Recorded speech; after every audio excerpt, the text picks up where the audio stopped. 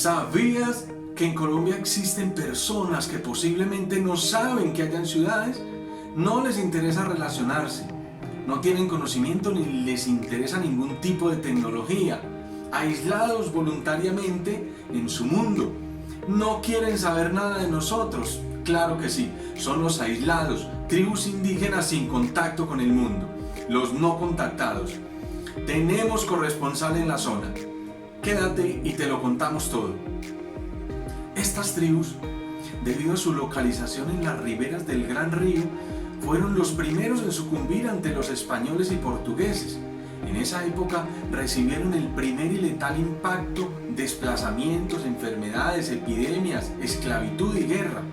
Para comienzos del siglo XVIII estos grupos ya habrían desaparecido de la zona, pero investigaciones arrojaron que algunos pueblos lograron sobrevivir en tierras firmes. El primer viajero, Francisco de Orellana, se desprendió de su hermano conquistador de los incas en 1540 en cercanías de la boca del río Coca en Napo. En sus expediciones los españoles utilizaron arcabuces y ballestas para combatir con multitud de indios por largos trechos del río, quienes solo usaban escudos y flechas. 20 años después, en 1560, la expedición de Pedro de Ursúa y Lope de Aguirre bajó por el río Guayaga hasta el Marañón, y desde allí por todo el curso del Amazonas hubo conflictos, asesinatos y crueldades. Muchos pueblos indígenas guerreros, alfareros y con chamanes estaban vacíos por miedo a los españoles. En el siglo XVII fue recorrido en toda su extensión por curas franciscanos empeñados en evangelizar, mientras que los cazadores de esclavos penetraron sus orillas. Los pobladores indígenas tendieron a ubicar sus asentamientos selva adentro, lejos de la plaga española y portuguesa que introducía enfermedades. Los yurís del Putumayo tenían una compleja organización social con la fundación del poblado de Tabatinga por los portugueses en 1773, invadiendo territorio que correspondía a España. Las autoridades españolas informaron que en los trabajos de construcción eran empleados indios, yumaná, yurí, pacé y ticuna. Con la independencia del Imperio Español a comienzos del siglo XIX bajó la actividad misionera, pero los brasileños mantuvieron su presencia en buena parte de los ríos Putumayo y Caquetá. A finales del siglo el caucho fue la base de la economía de la selva amazónica. Manteniéndose por casi 30 años, la violencia cauchera fue catalogada como la peor de todas las atrocidades coloniales, que hizo huir a tribus cada vez más alejadas de los ríos. Rafael Reyes emprendió su trabajo de extracción de quina en los bosques del Cauca y el Putumayo entre 1904 y 1909. En sus memorias aparecen los yurís en la banda derecha del río Putumayo. En uno de sus textos cuenta que encontró 500 indios hermosos y robustos, pero a su vuelta casi todos habían muerto. Solo sobrevivió una india con su hijo, quien le contó que después de su paso por el sitio, la tribu fue atacada por una especie de tisis galopante. Entre 1900 y 1974, una cacería en busca de pieles finas predominó en los llanos y selvas de Colombia. Todo empezó con garzas masacradas por sus plumas y luego caimanes y babillas para hacer chalecos con sus pieles. De los años 60 en adelante, el objeto fue los perros de agua, para terminar con tigres y tigrillos. Campesinos, colonos e indígenas recorrieron los llanos, la Amazonía y el Caribe masacrando animales. Las FARC entraron al territorio de los aislados del Puré a finales de los 80. Los guerrilleros tenían caminos para pasar de la cuenca del Caquetá al Putumayo. No estuvieron interesados en esta zona tan alejada de los centros productivos, sino hasta cuando el dinero del narcotráfico los atrajo. La guerrilla tuvo un papel importante en la erradicación de las pistas y laboratorios, ya que cuando las exigencias monetarias fueron exageradas, los narcotraficantes prefirieron abandonar el negocio. En la Amazonía la labor maderera se concentró en la extracción de cedro, madera fina, vendida a buen precio, de poco peso y que además flota.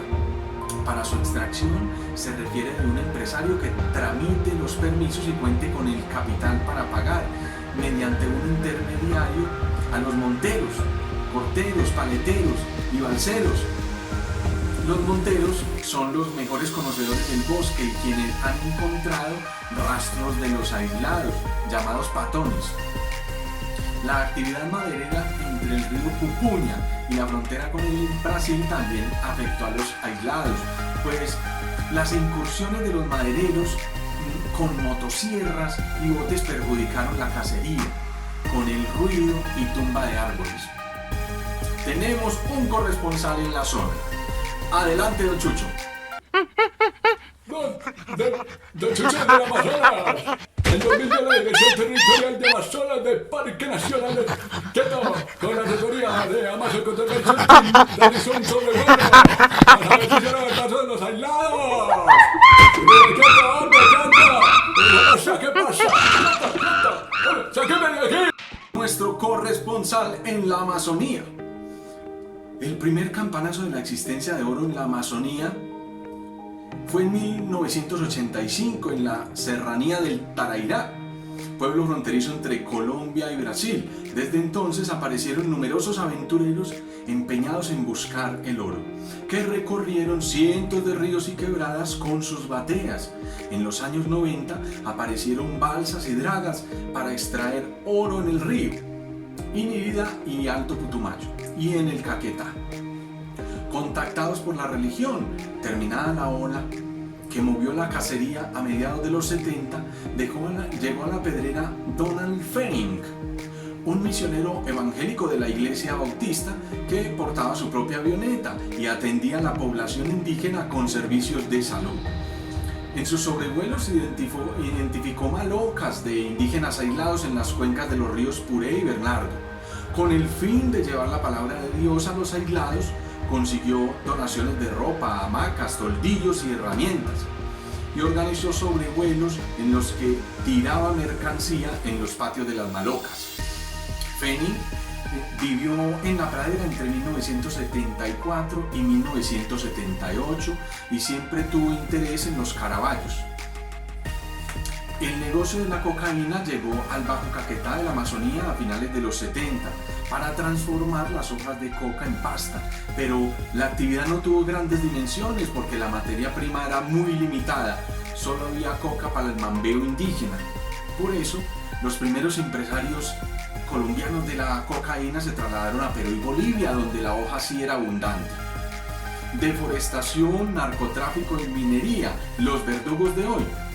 Estos pueblos no contactados de la Amazonía no tomaron la decisión de cortar con la sociedad de una manera que ellos quisieran, sino que lo hicieron obligados, huyeron de los peligros que el hombre blanco les daba llegando a la selva. Antes de la llegada de los españoles y portugueses, antes del siglo XVI, los pueblos indígenas vivían en plena tranquilidad, haciendo uso de sus conocimientos ancestrales para poder habitar entre esas densas selvas. Lo hacían desnudos en medio de la manigua sin ningún tipo de pena, cazando lo que les ofrecía la naturaleza, pero respetando su equilibrio. No sabían lo que eran los vicios o la contaminación, y sus enfrentamientos eran por territorios entre las diferentes etnias.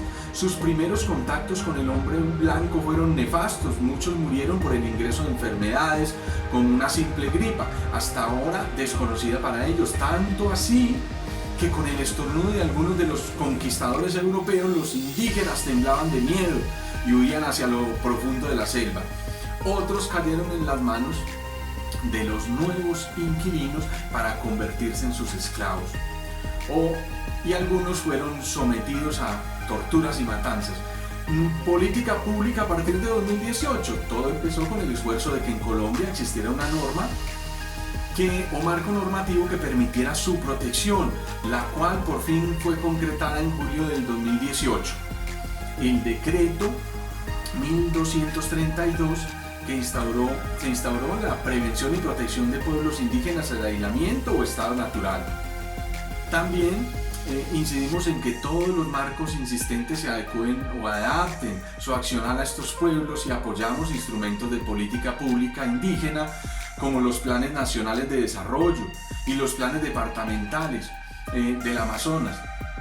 Todo decreto indígena debe de tener por lo menos un artículo que diga algo sobre estas tribus aisladas.